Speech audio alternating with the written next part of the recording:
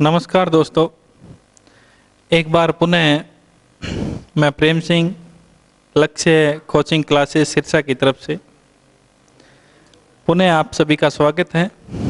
अगली क्लास में हम शुरू कर रहे हैं। पिछली क्लास में हमने पढ़ा था मनोविज्ञान की उत्पत्ति के बारे में। मनोविज्ञान की उत्पत्ति कि मनोविज्ञान दर्शन शास्त्र से अलग हुआ, किस किस तरीके से अपने रूप में अलग अलग रूप में किस किस तरीके से चला, उसके बारे में हम अध्ययन कर रहे थे।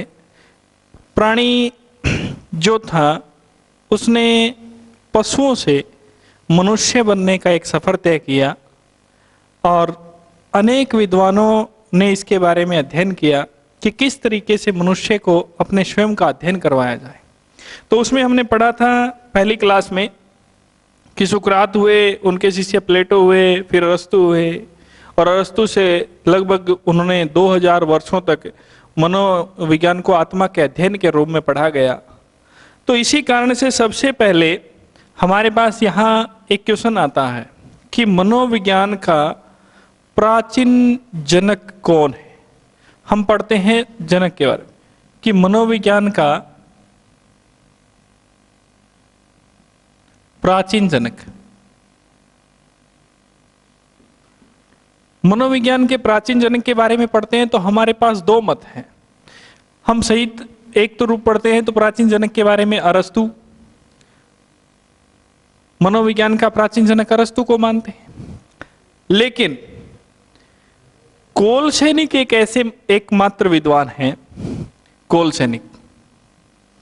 कोलसैनिक कहते हैं कि ये जो आत्मा की जो कल्पना है, वो आत्मा की कल्पना सबसे पहले करने वाले जो विद्वान थे, अरस्तु से पहले आत्मा की जो कल्पना करने वाले थे वो प्लेटो थे। इस कारण से कोलसैनिक एकमात्र ऐसे विद्वान हैं, वो मानते हैं कि मनोविज्ञान का जो सही हकदार है, जो प्राचीन जनक है, वो प्लेटो है, न कि अरस्तु। किनके अनुसार? कोलसैनिक के अनुसार। जबकि अन्य विद्वान जितने भी मानते हैं वो मनोविज्ञान का प्राचीन जनक किसे मानते हैं? अरस्तु को मानते हैं। एक लुंडिन नाम के मनोवैज्ञानिक हुए। लुंडिन ने परिभाषा दी कि मनोविज्ञान के वास्तविक जनक अरस्तु हैं। जबकि इसी बात को ये मानते कोलसैनिक मानते हैं कि मनोविज्ञान का जो रियल में जो कल्पना देने वाले हैं वो कौन है? प्लेटो है। ये मत दो हमारे पास अलग अलग आते हैं। तो हमारे पास सबसे पहला मत ये है कि मनोविज्ञान के जनक के बारे में हम मानते हैं तो मनोविज्ञान का प्राचीन जनक या प्रारंभिक जो जनक था वो अरस्तु था। लेकिन एक कोलसैनिक एकमात्र ऐसे विद्वान है, वो ये मानते हैं कि मनोविज्ञान का जो जनक है वो प्लेटो है। इसके बाद में हमने सुकरात, प्लेटो, अरस्तु के समय को पढ़ा। उसके बाद में आत्मा के अध्ययन से आगे हमने साइकोलॉजी शब्द की रचना पढ़ी और उसके बाद में हमने पढ़ा कि आत्मा, देकार्त ने अपना एक सफ़र तय किया। देकार्त ने अपनी मेहनत की कि दर्शन से भौतिकी में पढ़ा जाए आत्मा को, लेकिन उसके कुछ आलोचक हुए और ये बात संभव नहीं थी। तो दोस्तों आगे चल करके समय बदलता है। 16वीं से 17वीं शताब्दी आती है। 17वीं शताब्दी का समय आता है और 17वीं शताब्दी के समय में जो मनोविज्ञान है, उस जो हम आत्मा के अध्ययन के रूप में पढ़ रहे थे, उस आत्मा के अध्ययन के रूप को बदल करके मन और मस्तिष्क के विज्ञान के रूप में जाना जाने लगा। मन और मस्तिष्क के विज्ञान में। अब मन और मस्तिष्क के विज्ञान के रूप में जाना जाने लगा। जानने वाले सबसे पहले थे पाम्पोनोजी थे। पाम्पोनोजी जो थे वो इटली के दार्शनिक थे। पाम्पोनोजी, इन्होंने माना कि मनोविज्ञान जो है वो आत्मा के अध्ययन में नहीं, आत्मा के अध्ययन के रूप में नहीं, मन और मस्तिष्क के रूप में पढ़ा जाना चाहिए। मन और मस्तिष्क के रूप में। अब मन और मस्तिष्क के रूप में पढ़ा जाना चाहिए, इसका समर्थन किया। इसका जो समर्थन करने वाले थे, उन समर्थन करने वालों में थे Hobbes, John Locke, Kant, Spinoza. इन लोगों ने समर्थन किया कि मनोविज्ञान आत्मा के अध्ययन के रूप में नहीं, मन और मस्तिष्क के रूप में पढ़ा जाना चाहिए। दोस्तों ये बात सही नहीं है। क्यों? क्योंकि मन और मस्तिष्क को उस समय जो विद्वान थे वो दो एक ही मानते थे कि मन और मस्तिष्क एक ही चीज, जबकि ये हकीकत नहीं है। हकीकत कुछ और है। मन अलग है, मस्तिष्क अलग है। मन को हम मानते हैं दिल से, मन का अर्थ दिल से लेते हैं, और मस्तिष्क को हम मानते हैं दिमाग से। अब दो चीजें हैं हमारे पास, दिल और दिमाग। क्या दिल और दिमाग दोनों एक चीजें हैं? दोनों अलग अलग हैं। मन है उसका अर्थ लेते हैं हम दिल से, और मस्तिष्क उसको हम मानते हैं दिमाग से। अब यहां दिल के बारे में पढ़ते हैं तो दिल दीवाना होता है। अब दिल दीवाना होता है, पता नहीं कहां चला जाता है। मस्तिष्क दिमाग है, वो अलग जगह काम करता है, दिल अलग जगह काम करता है। दोस्तों अलग अलग रूप में चलते हैं। अब कई बार हमारे साथ कुछ ऐसी घटनाएं घटती हैं, कुछ ऐसी घटनाएं घटती हैं जिसमें हमारा दिल कुछ कहता है और दिमाग कुछ कहता है।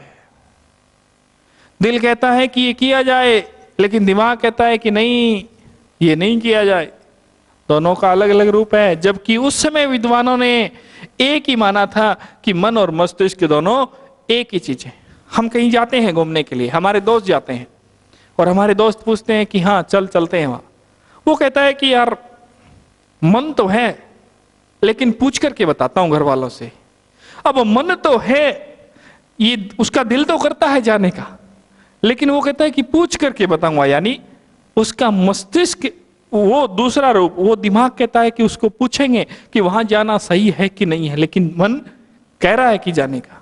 तो कुछ दो ऐसी चीजें हैं कि जिसमें हमारा कुछ कार्य ऐसे करते हैं हम, जिसमें हम कहीं जाने का सोचते हैं, लेकिन फिर उसके बाद में मस्तिष्क को दौड़ाते हैं।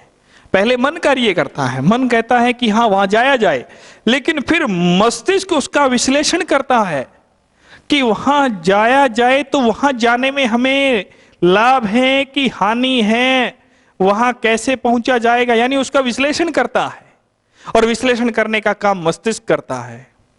और कहीं पे हम कहीं जाने की सोचते हैं तो सबसे पहले का जो विचार है वो मन यानी दिल लेकर के, हम कहीं घूमने का विचार है, वहां जाते हैं, मस्तिष्क रोकता है। अच्छे काम करते हैं, दिल कहता है, बुरे कामों को भी दिल कहता है, लेकिन उसके बीच में संतुलन स्थापित करने का जो काम करता है वो मस्तिष्क करता है। तो यहां पे इन दोनों को एक माना गया। दोस्तों ये बात सही नहीं है, और इनका समर्थन करने वालों में थे होब्स, जॉन लॉक, कांट और स्पिनोजा।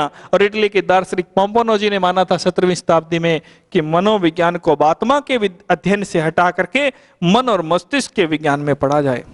अब लोगों के सामने समस्याएं, मैंने कहा हर एक चीज के आलोचक होते हैं, तो इसमें भी लोगों के सामने समस्याएं खड़ी हुई कि मन जो है उसको किस रूप में पढ़ा जाए।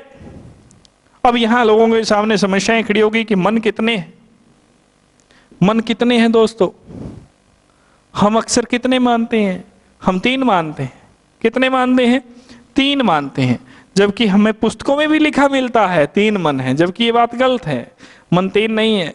हम पढ़ते हैं 3 मन। कौन से? हम पढ़ते हैं चेतन, अर्धचेतन और तीसरा अचेतन। ये मन के रूप नहीं है दोस्तों, ये चेतना के रूप हैं। किसके हैं? ये चेतना के रूप हैं। ये 3 चेतना के रूप है, जबकि मन के कितने रूप हैं? मन के सही रूप 2 हैं। कितने हैं? 2। एक बाह्य मन और दूसरा आंतरिक मन। कितने मन हैं? 2 मन हैं।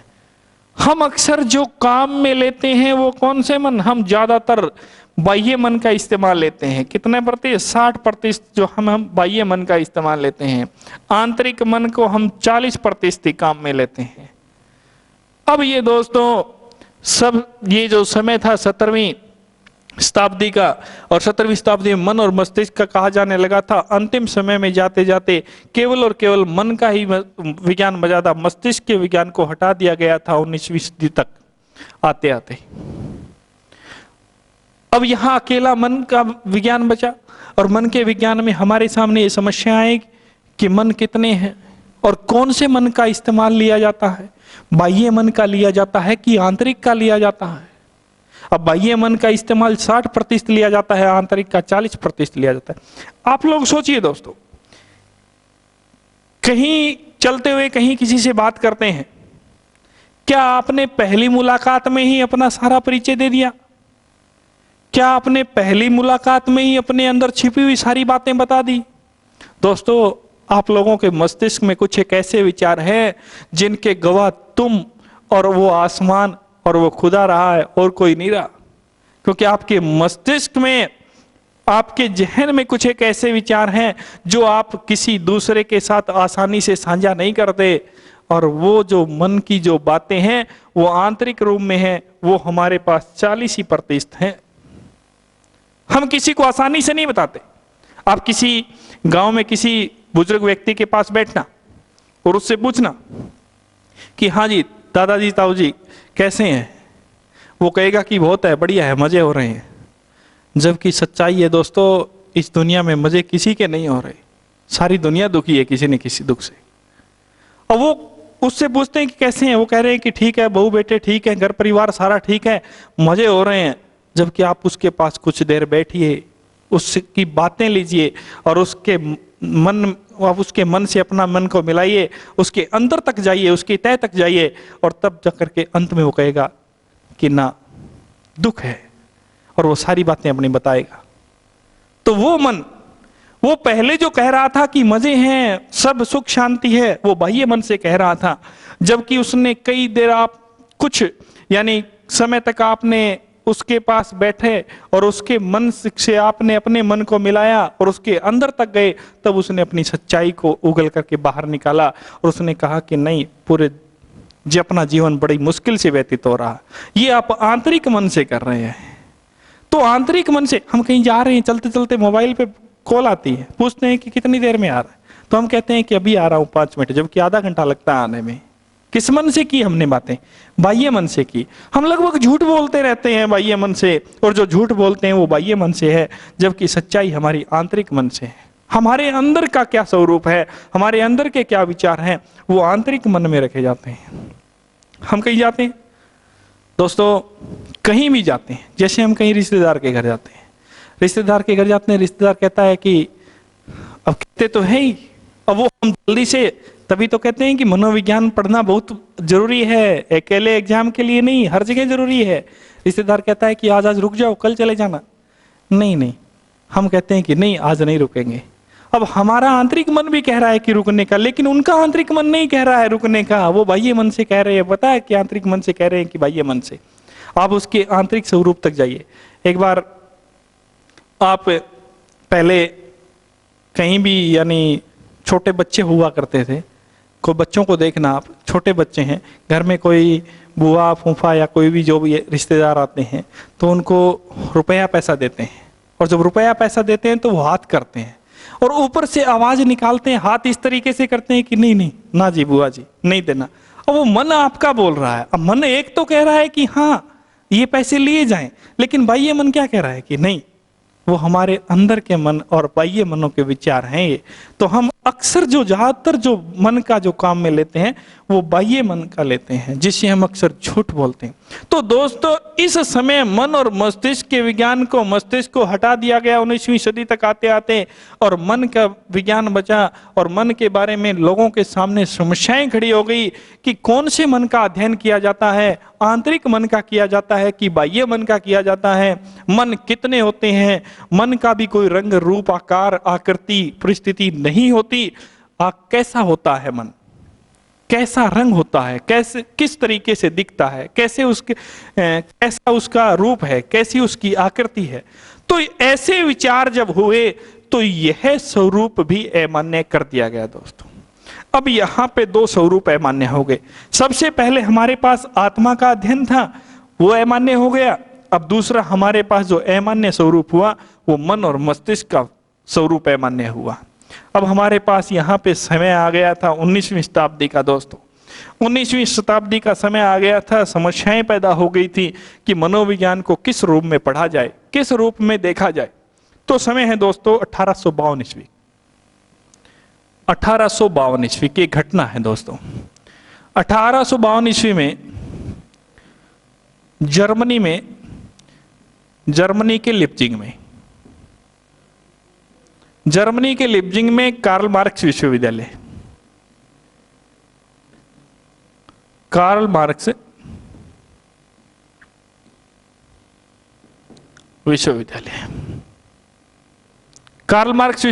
में एक सम्मेलन था दोस्तों, जर्मनी के लिप्जिंग में। 1852 ईस्वी की घटना है। अब इसमें कुछ विद्वान आए हुए थे।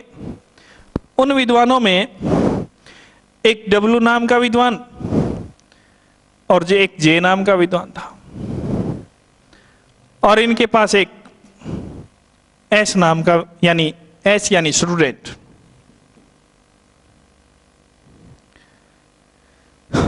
ये एस स्टूडेंट आया और इसने आकर के, ये एस नाम का स्टूडेंट आया और इसने आकर के सबसे पहले डब्लू के पास गया और डब्लू के पास जाकर के इसने इनके पांव छुए और इनको नमस्ते की।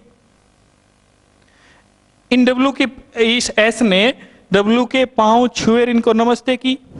और उसके बाद यही एस जे के पास गया। दोनों डब्लू और जे आपस में दोनों बातें कर रहे थे। एस जाता है, डब्लू के पांव छूता है और नमस्ते करता है। और जो जे नाम का विद्वान है इसको केवल और केवल नमस्ते करता है और चला जाता है। जब इसने, हमारे समाज में एक मान सम्मान की दृष्टि से देखा जाता है, जहां भी दो व्यक्ति बैठे हो तो उन दोनों को एक ही दृष्टि से देखा जाता है, उनमें कहीं अलग अलग स्वरूप नहीं दिया जाता। लेकिन यहाँ पे तो अलग अलग स्वरूप दे दिया गया था। इस स्टूडेंट ने इनके तो पांव छुए और नमस्ते की, इनको केवल और नमस्ते की और जब ये चलने लगा तो इन डब्लू ने इससे क्वेश्चन किया कि तूने ऐसा क्यों किया, मेरे तो तूने पांव छुए और नमस्ते की, जबकि इनका अपमान क्यों किया। तब इसका जवाब, एस यानी स्टूडेंट का जवाब बड़ा ही लाजवाब था दोस्तों, बड़ा ही लाजवाब था, सुनने लायक था कि मैंने आपके पांव छुए और आपको नमस्ते इसलिए की क्योंकि आप तो वटवृक्ष हैं और ये जे केवल और केवल एक टहनी मात्र है। क्यों? क्योंकि आप तो दर्शन के पिता हैं, आप दर्शन के पिता हैं और दर्शन के साथ साथ मनोविज्ञान के भी हैं, क्योंकि आप तो दर्शन के भी हैं और आप मनोविज्ञान के हैं। ये केवल और केवल किसके हैं? मनोविज्ञान के हैं। इसलिए आप तो एक पूरे वटवृक्ष के रूप में हैं और आप केवल और केवल एक टहनी मात्र हैं। क्यों ऐसा? यानी डब्ल्यू से था विलियम वुंड, डब्ल्यू से था विलियम वुंड और जे था विलियम जेम्स। दोस्तों, ये जो घटना थी, इस घटना ने मनोविज्ञान में एक नया परिवर्तन लेकर के आई। जब विलियम जेम्स के साथ ऐसी घटना घटी, उनका अपमान किया गया, तभी से विलियम जेम्स ने एक मन में ठानी कि आज तो मेरा ही अपमान हुआ है, पता नहीं आग पीछे कितने लोगों का अपमान हुआ होगा। क्योंकि मनोविज्ञान जो था एक दर्शन शास्त्र की शाखा के रूप में था, इसीलिए इस स्टूडेंट ने इनके पांव छुए, इनको नमस्ते की और इस जे को केवल नमस्ते करके निकल गया। अब विलियम जेम्स ने ठानी, यानी 1852 ईस्वी के बाद, यानी लगभग 18 वर्षों बाद, 18 वर्षों तक अथक प्रयासों के बाद, यानी 1870 ईस्वी में दोस्तों मनोविज्ञान को एक अलग स्वतंत्र विषय का दर्जा मिला। 1870 ईस्वी में मनोविज्ञान को स्वतंत्र विषय का दर्जा मिला।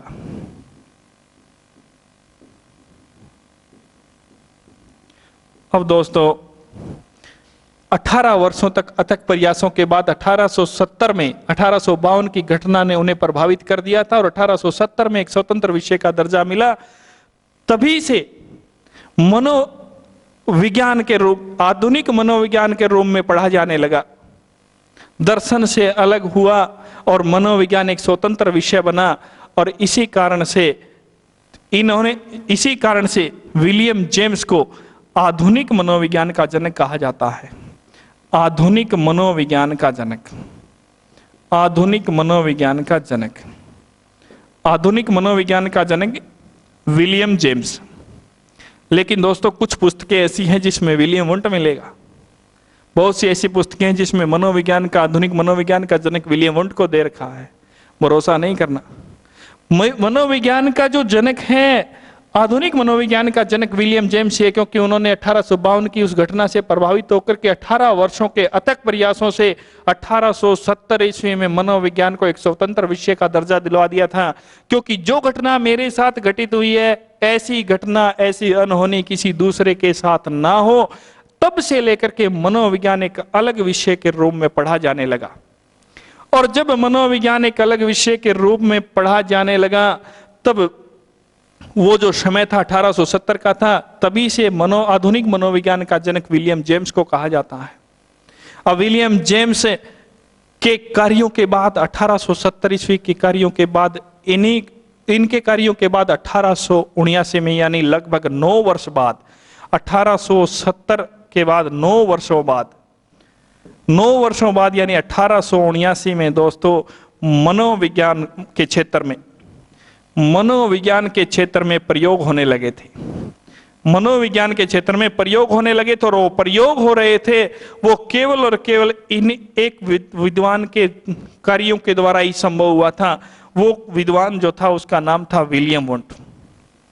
विलियम वुंट जो था, उस विलियम वुंट ने 9 वर्षों बाद 1879 में ही जर्मनी के लिपजिंग में कार्ल मार्क्स विश्वविद्यालय में मनोविज्ञान की प्रयोगशाला स्थापित कर दी थी। और मनोविज्ञान की प्रयोगशाला जब उन्होंने स्थापित की, इसी कारण से मनोविज्ञान की प्रयोगशाला स्थापित करने के कारण ही प्रथम प्रयोगात्मक मनोविज्ञान का जनक विलियम वुंट को कहा जाता है।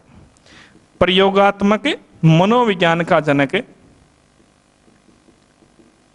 प्रयोगात्मक मनोविज्ञान का जनक विलियम वुंट को कहा जाता है।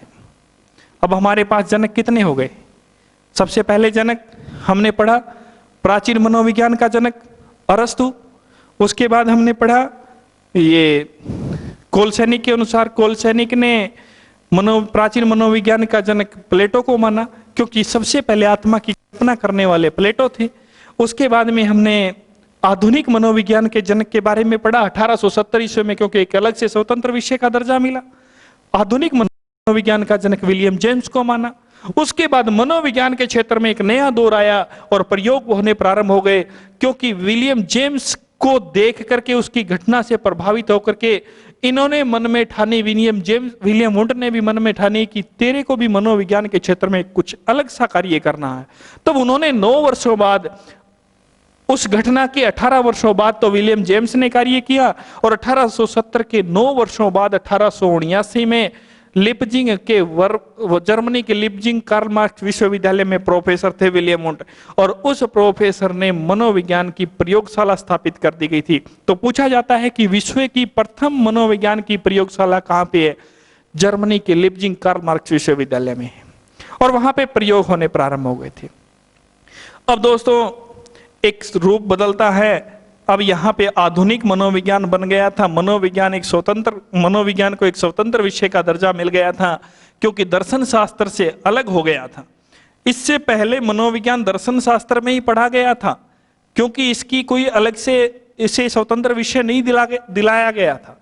और 1870 में विलियम जेम्स के प्रयासों से मनोविज्ञान को एक अलग से स्वतंत्र विषय का दर्जा मिला। उसके बाद विलियम जेम्स समय आता है 16वीं शताब्दी में। हमने सबसे पहले आत्मा के अध्ययन के रूप में पढ़ा। 17वीं और 18वीं शताब्दी में लगभग मनोविज्ञान, मन और मस्तिष्क के विज्ञान में पढ़ा, वो भी स्वरूप अमान्य कर दिया गया। अब 19वीं सदी का समय आता है दोस्तों, 19वीं सदी का समय आता है, यानी हमने पढ़ा था 1870 से 1870 का जो समय था, 1870 में मनोविज्ञान एक स्वतंत्र विषय का दर्जा हासिल हुआ था 1870 ईस्वी में। 1870 से लगभग 30 वर्षों तक, 30 वर्षों तक, यानी 1870 से 1900 ईस्वी तक, 1870 से 1900 ईस्वी तक मनोविज्ञान को चेतना के विज्ञान के रूप में पढ़ा जाने लगा। चेतना के विज्ञान के रूप में जो पढ़ा गया जो विज्ञान था, वो केवल और केवल सबसे कम समय में जो पढ़ा गया विज्ञान था वो था चेतना का विज्ञान। केवल और केवल 30 वर्षों तक ही पढ़ा गया। और विलियम जेम्स नामक मनोवैज्ञानिक थे, उन्होंने कहा था, उन्हीं के एक विचार से ही इस विज्ञान को चेतना के विज्ञान में पढ़ा गया था। विलियम जेम्स ने कहा था कि चेतना ही जीवन है, चेतना ही जीवन है, जीवन ही चेतना है, जीवन ही चेतना है। कि जो प्राणी, जिस प्राणी में कुछ हलचल है, जो प्राणी अपनी इंद्रियों को काम में ले रहा है, उसी को हम चेतन अवस्था में कहेंगे। और जो प्राणी चेतन अवस्था में है, जिसकी इंद्रियां काम नहीं कर रही, तो वो चेतन अवस्था में नहीं है, और जिसकी इंद्रियां काम कर रही है वो चेतन अवस्था में है। तो इस प्राणी ने, इन जो विलियम जेम्स थे, उन्होंने कहा कि चेतना ही जीवन है और जीवन ही चेतना है। इसी विचार से प्रभावित होकर के 19वीं सदी में इस मनोविज्ञान को चेतना का विज्ञान कहा गया। और इस विज्ञान का समर्थन करने वाले जो थे वो थे विलियम, एक तो विलियम जेम्स खुद थे, विलियम जेम्स, दूसरे विलियम वुंट, तीसरे टिचनर, विलियम टिचनर, सिलिन, जेम्स चैडविक, वाइव्स। ये जो विद्वान थे, इन विद्वानों ने चेतना के विज्ञान का समर्थन किया कि मनोविज्ञान को चेतना के विज्ञान के रूप में पढ़ा गया, जिसमें विलियम जेम्स खुद थे, विलियम वुंट, टिचनर, सिलिन, जेम्स चैडविक और वाइव्स। और ये ही विद्वान आगे चल करके सारे के सारे, ये जितने विद्वान हैं देख लेना, इनमें से एक क्वेश्चन जरूर आता है कि विलियम सीधा पूछता है कि निम्न में से संरचनावादी कौन है। ये ही विद्वान जो थे ये संरचनावादी कहलाए, संरचनावादी कहलाए। अब यहां पे चेतना का विज्ञान पढ़ा गया। चेतना का विज्ञान मात्र केवल और केवल 30 वर्षों तक चला। लेकिन दोस्तों, मैंने कहा कि हर एक चीज के आलोचक होते हैं, हर एक चीज की आलोचना होती है। क्योंकि हमने सबसे पहले आत्मा का अध्ययन किया तो उसकी भी आलोचना हुई, मन और मस्तिष्क का अध्ययन किया तो उसकी भी आलोचना हुई, फिर हमने चेतना का अध्ययन हम पढ़ रहे हैं तो उसकी भी आलोचना हुई। इस अभिप्राय को भी अमान्य कर दिया गया 20वीं सदी तक आते आते। और ये जो घटना है ये 1900 ईस्वी की, 1900 ईस्वी में एक विलियम मैकडूगल थे, William McDougall. William McDougall England के निवासी थे। विलियम मैकडूगल इंग्लैंड के निवासी थे और उनकी एक पुस्तक, उन्होंने एक पुस्तक लिखी थी, the outline psychology, the outline psychology, यानी मनोविज्ञान की अवधारणा, मनोविज्ञान की अवधारणा। इस पुस्तक में कहा जा, इस पुस्तक में विलियम मैकडूगल इंग्लैंड के निवासी थे, उनकी पुस्तक द आउटलाइन साइकोलॉजी, मनोविज्ञान की अवधारणा। इस पुस्तक के प्रश्न नंबर 16 पर, इस पुस्तक के प्रश्न नंबर 16 पे एक बात लिखी हुई है दोस्तों, कि जो मनोविज्ञान है उस मनोविज्ञान के लिए एक बहुत ही दुर्भाग्य की बात है, उस मनोविज्ञान के लिए बड़े ही दुर्भाग्य की बात है। और वो दुर्भाग्य क्या है कि जो चेतना जो शब्द है, चेतना शब्द, उस चेतना शब्द को मनोविज्ञान में काम में लिया जाता है। ये मनोविज्ञान के लिए सबसे बड़े दुर्भाग्य की बात है।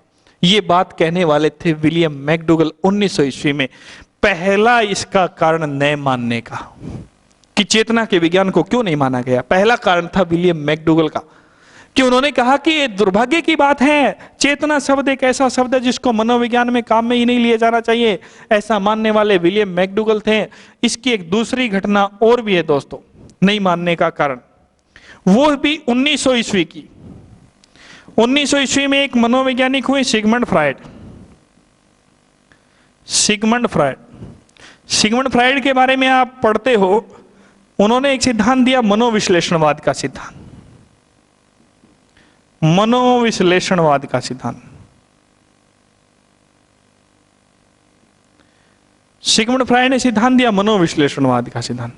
और मनोविश्लेषणवाद के सिद्धांत में हम चेतना के बारे में पढ़ते हैं। मनोविश्लेषण सिद्धांत में हम चेतना के बारे में पढ़ते हैं। मनोविश्लेषण सिद्धांत में हम चेतना के बारे में पढ़ते हैं।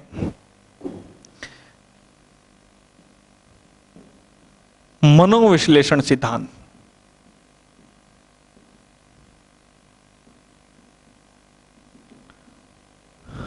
इसके प्रवर्तक सिगमंड फ्रायड है। सिगमंड फ्रायड ये दोस्तों वियना ऑस्ट्रिया के निवासी थे। वियना ऑस्ट्रिया के निवासी थे सिगमंड फ्रायड। इन्होंने कहा कि चेतना जो है, चेतना के तीन रूप हैं। चेतना के तीन रूप हैं। अब चेतना के तीन रूप कौन से हैं? पहला है चेतन, दूसरा है अर्धचेतन, तीसरा है अचेतन। चेतना के तीन रूप हैं। पहला है चेतन, दूसरा अर्धचेतन, तीसरा अचेतन। अब इन्होंने चेतना के विज्ञान की आलोचना कि जो चेतना है उसके तीन रूप हैं और किस रूप का अध्ययन किया जाता है।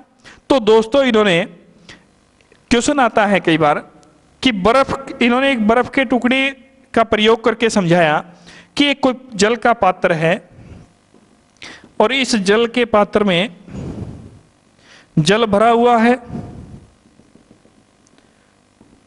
ये मान के चलो कि इसमें जल भरा हुआ है और इस जल के पात्र में इन्होंने बर्फ के टुकड़े से तुलना की चेतना की। इन्होंने माना कि ये कोई बर्फ का टुकड़ा है और ये जो बर्फ का जो टुकड़ा है इसका जो अधिकतर भाग है वो पानी से ऊपर उठा रहता है और पानी से जो ऊपर उठा हुआ जो भाग है, वो जो ऊपर उठा हुआ भाग है वो पानी से जो ऊपर उठा हुआ भाग है वो अर्धचेतन और अचेतन का है। किसका है? अर्धचेतन और अचेतन का है, क्योंकि पढ़ा जाता है सबसे ज्यादा भाग ऊपर उठा हुआ है। अर्धचेतन और अचेतन 90% है दोस्तों, जबकि चेतन कितना है? 10% है। और पानी में जो डूबा हुआ जो भाग है वो चेतन का है, वो कितना है? 10% है। अब यहां पे हमारे सामने क्वेश्चन आता है, इनमें से भी कई बार क्वेश्चन आता है कि निम्न में से किस मनोवैज्ञानिक ने चेतना यानी मनोविश्लेषण सिद्धांत में या फिर चेतना में बर्फ के टुकड़े से तुलना की थी? तो करने वाले कौन थे? सिगमंड फ्रायड थे। और उन्होंने तीन भागों में बांटा, चेतन, अर्धचेतन और अचेतन। तो यहां पे संशय पैदा हुआ कि चेतना के किस रूप का अध्ययन किया जाता है। लेकिन आज क्वेश्चन आता है कि मनोविज्ञान के क्षेत्र में चेतना के किस रूप का अध्ययन किया जाता है? किस रूप का अध्ययन किया जाता है? क्वेश्चन आता है, कई बार आया भी है पहले, कि मनोविज्ञान में चेतना के किस रूप का अध्ययन किया जाता है। तो दोस्तों मनोविज्ञान में, वर्तमान मनोविज्ञान में चेतन का अध्ययन नहीं किया जाता। वर्तमान मनोविज्ञान में अर्धचेतन और अचेतन का अध्ययन किया जाता है। तो ये कुछ विचार थे जो कि चेतना के विज्ञान के अभिप्राय को अमान्य कर दिया गया। अब दोस्तों कई बार क्या होता है कि कुछ कार्य ऐसे होते हैं जो कई प्राणियों के बिना आगे विकसित नहीं हो पाते। वैसा ही सिगमंड फ्रायड के साथ हुआ। सिगमंड फ्रायड जो थे, सिगमंड फ्रायड ने जो कार्य किए, उन कार्यों को आगे बढ़ाने का काम, यानी एक सही दिशा देने का जो काम था, वो उनका जो श्रेय है वो उनकी पुत्री को जाता है। उनकी पुत्री का नाम था अन्ना फ्रायड। उनकी पुत्री का नाम था अन्ना फ्रायड। सिगमंड फ्रायड के कार्यों को आगे पहुंचाने का काम अन्ना फ्रायड ने किया। अन्ना फ्रायड के जो सहयोगी थे वो थे जुंग, जो कि सिगमंड फ्रायड के शिष्य माने जाते हैं। इन्होंने मिलकर के ही इस जो सिगमंड फ्रायड के विचारों को एक दिशा दी और फिर इस अभिप्राय को अमान्य कर दिया गया। तो ये दो कारण मुख्य रूप से रहे कि जो चेतना है, उस चेतना के विज्ञान में सबसे पहला जो कारण था वो विलियम मैकडूगल का रहा। विलियम मैकडूगल ने अपनी पुस्तक द आउटलाइन साइकोलॉजी में कहा कि चेतना है वो मनोविज्ञान के लिए अच्छा शब्द नहीं है। ये दुर्भाग्य की बात है कि चेतना शब्द को काम में लिया जा रहा है। दूसरा जो स्वरूप था वो सिगमंड फ्रायड का शब्द। अब दोस्तों 1900 ईस्वी के बाद 1912 का समय आता है। 1912 ईस्वी यानी 20वीं शताब्दी का समय, 20वीं शताब्दी। अब दोस्तों सभी के सामने संशय था कि मनोविज्ञान को किस रूप में देखा जाए। जो भी अभिप्राय आता कुछ समय के बाद चला जाता। सभी विद्वानों, सभी मनोवैज्ञानिकों के सामने बहुत भयंकर समस्या खड़ी हो गई थी कि मनोविज्ञान को किस रूप में पढ़ा जाए और किस दृष्टिकोण से देखा जाए, कौन सा रूप सही मान्य होगा। तब सभी मनोवैज्ञानिकों ने मिलकर के एक सम्मेलन आयोजित करने की ठानी दोस्तों। और एक सम्मेलन आयोजित किया कि सभी को बुलाया जाए और सभी को बुला करके उनसे पूछा जाए, उनकी राय ली जाए कि मनोविज्ञान को वर्तमान दौर में अगर देखें तो किस रूप में देखें। तो 1912 ईस्वी में अमेरिका में एक सम्मेलन का आयोजित किया गया दोस्तों। अमेरिका में एक सम्मेलन आयोजित किया गया और उस सम्मेलन में पूरे विश्व के जितने भी विद्वान थे वो सारे के सारे विद्वान इकट्ठे हुए। और जितने भी विद्वान इकट्ठे हुए उन सम्मेलन में कुछ नियम और शर्तें बनाई गई कि सबसे पहले जिनकी ये अधिक आयु के लोग हैं, ताकि समय अधिक बर्बाद ना हो, इसलिए अधिक आयु के जो लोग हैं, अधिक आयु के जो मनोवैज्ञानिक हैं, उनको पहले मौका दिया जाए और जो कम आयु के लोग यानी जो कम अनुभवी हैं उनको बाद में मौका दिया जाए। यहां पे ये नियम और शर्तें बनाई गई 1912 ईस्वी अमेरिका में जो सम्मेलन हुआ। और उसमें भी एक मनोवैज्ञानिक गए हुए थे जिनका नाम था जेबी वाटसन।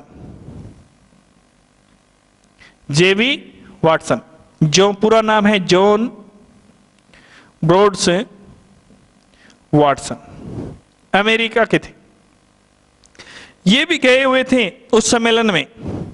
लेकिन दोस्तों कई बार कुछ छोटे छोटे प्राणी भी या कुछ ऐसे लोग छोटे छोटे काम भी पता नहीं कितनी ऊंचाइयों तक हमें लेकर के चले जाते हैं। छोटे छोटे प्राणी या कहूं कि कितने बड़े से बड़े काम कर देते हैं ताकि उसको हम एक नई दिशा दे सकें। तो वैसा ही वाटसन ने किया था। देखिए वाटसन ने जब वाटसन को मौका मिला बोलने का, तो सारे के सारे मनोवैज्ञानिक जितने भी सम्मेलन में आए हुए थे सारे के सारे आश्चर्यचकित रह गए कि ये क्या बोल रहा है।